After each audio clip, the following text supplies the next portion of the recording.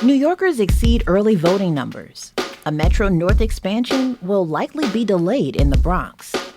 And what to know about housing measures on the ballot in New York City this election cycle. From WNYC, this is NYC Now. I'm Janae Pierre. Early voting is well underway for New York City mayor and other local offices, and turnout has far exceeded previous election cycles. The Board of Elections says as of Monday, at least 223,000 people have already voted. Jeff Colton reports on New York City politics for the news site Politico. He says that's a huge increase from last time voters were asked to turn out. To put that into context, that's like 5 times the amount that voted early in the primary.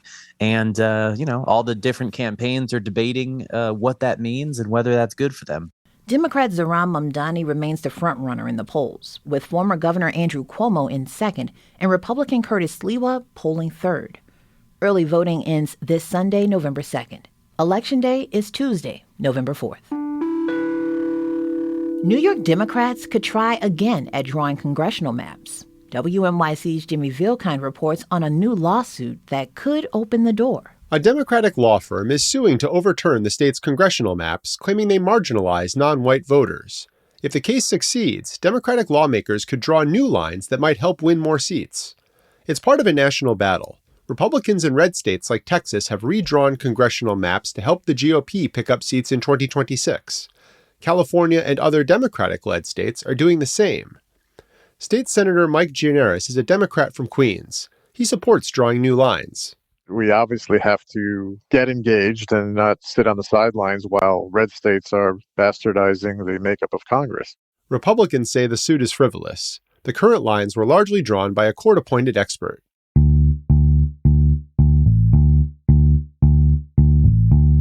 The MTA says a major project to bring Metro North service to the East Bronx will be delayed by 3 years.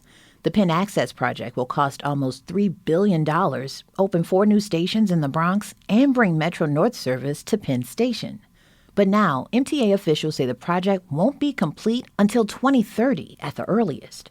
MTA Chair Janno Lieber blamed Amtrak, which controls many of the rails involved in the project. If you get into an agreement and you immediately don't comply, it raises issues of whether the agreement was in good faith. The MTA is asking Amtrak to approve an alternative service plan that would bring some Metro North trains to the Bronx in 2027.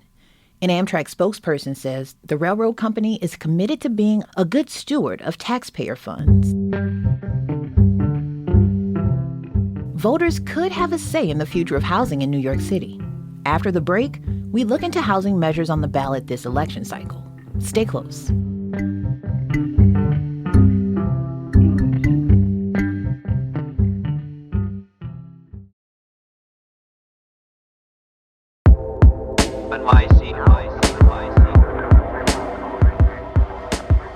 Early voting is underway, and aside from casting a ballot for a new mayor and city council members, New Yorkers will also decide on a few housing policies. At the heart of these ballot proposals is New York City's land use review process, which outlines the steps required before approving a change to the city zoning rules. Late last year, Mayor Eric Adams appointed a committee to find updates to the city charter that can streamline the city's land use review process and speed up development. So this election, New York City voters are being asked to weigh in on 4 ballot questions, each seeking to reduce the power of the city council. They're all kind of a check on city council authority or an end run around the council for certain projects.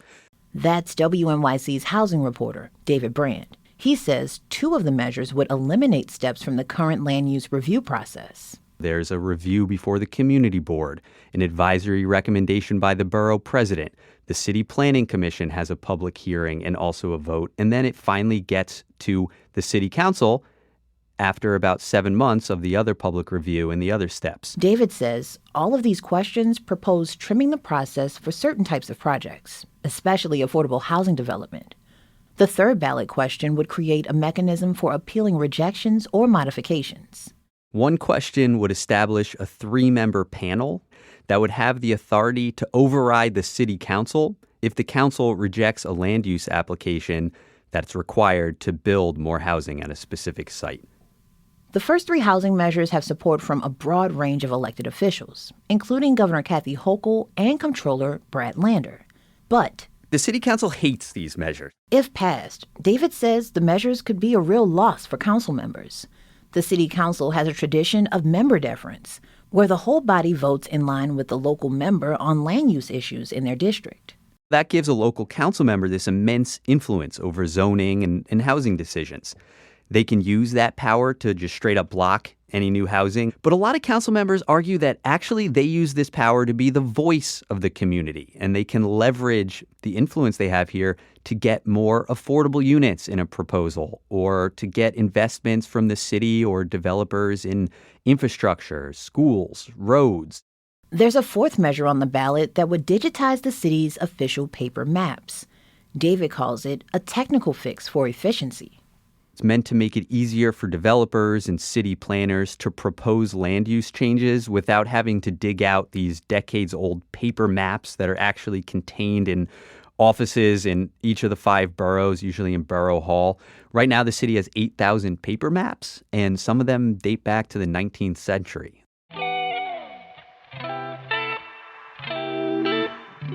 That's WNYC's David Brand. It's against the law in New York for a property owner to lock someone out of their apartment without a court order. But already this year, more than 1,000 New Yorkers have accused their landlords of doing just that. WNYC's Samantha Max reports illegal lockouts are a symptom of New York's housing shortage that can have stark consequences for residents. Joan Rodriguez did not expect to live for 3 years in a homeless shelter. The 51-year-old has worked as a chef for more than 2 decades. I like to do Spanish food, but I've worked in a lot of American restaurants and I do a lot of continental dinings. In 2022, Rodriguez's landlord locked her out of her apartment. I spent the night out the first night, actually across the street in the park, because I didn't know, I was so scared I didn't know what to do because I never had that problem. Today, Rodriguez and I are standing outside the downtown Brooklyn apartment where she once lived for about 4 years. It's a rent-stabilized unit in a luxury building. Rodriguez says she moved in 2018 to take care of her then-fiancé's sister. He was incarcerated, and his sister, Tina Ann Williams, had Down syndrome. You hear those kids playing like that? That's how she would be. Oh, dancing. She loves to dance. And Rodriguez says she loved Williams like her own sister. He was so funny and so cute. In October 2022, Williams died in her sleep from a heart attack, according to court papers. The very next day, Rodriguez says, the landlord locked her out. So I was in shock, and then another shock behind it. Rodriguez got a new set of keys, but she says a couple weeks later, the property owner changed the locks again. I couldn't believe it. It was like this. Is this my life? Is this my life right now after all the work I put in this city? Since then, Rodriguez has been arguing in housing court that she was illegally locked out of the apartment. She says staying at a shelter in the meantime has been really hard. It's chaos and confusing, and if you're late, they take you out. You gotta wait for a bed. If they don't have a bed, they send you somewhere else. The landlord has argued in court that Rodriguez did not have a right to stay in the apartment. But tenant rights attorney Andrew Scherer says those arguments should not have mattered. The landlord can't take the law into their own hands. New York laws prohibit property owners from evicting residents from a rental unless they have a court order. Scherer says that includes changing the locks. Removing somebody from their home is violent and awful and unacceptable. Illegally locking a resident out of an apartment is also a misdemeanor that can lead to jail time. The NYPD says police have made more than 70 arrests this year, and the numbers have been climbing over time.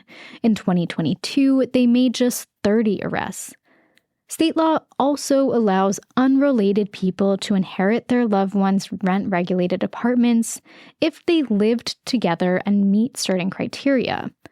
Scherer says whether or not Rodriguez could prove that right in the long term, she should not have been locked out without due process. What kind of world do we, want to have where a landlord could simply just put you out of your home and then it's on you to go back to the courts and ask for an order for you to be put back in. An appellate court ruled this summer that Rodriguez's landlord did illegally lock her out of her apartment, and she should be allowed to move back in. She expects to be home by early November. But housing attorney Adam Leichman-Bailey says winning an illegal lockout case does not necessarily mean she'll get to stay long term. She should not get comfortable. Leichman-Bailey represents property owners. He says Rodriguez's landlord could still go back to court and try to evict her. Do not buy furniture. The building manager says the landlord is waiting to find out if city officials will give Rodriguez a housing voucher. And if they do, she'll get a new lease.